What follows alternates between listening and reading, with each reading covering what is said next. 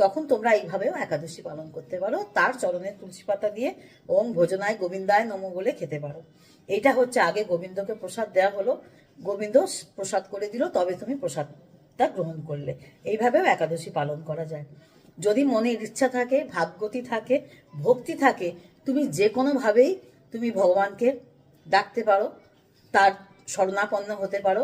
তাকে ভক্তি ভরে যেভাবে তুমি পুজো করবে সেভাবেই তিনি পুজো নেবেন।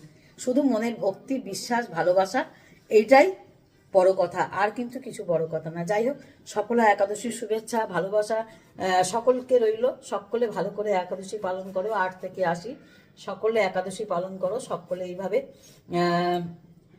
শ্রেষ্ঠ ব্রত পালন করো। সব ব্রত সেরা ব্রত হচ্ছে একাদশী ব্রত।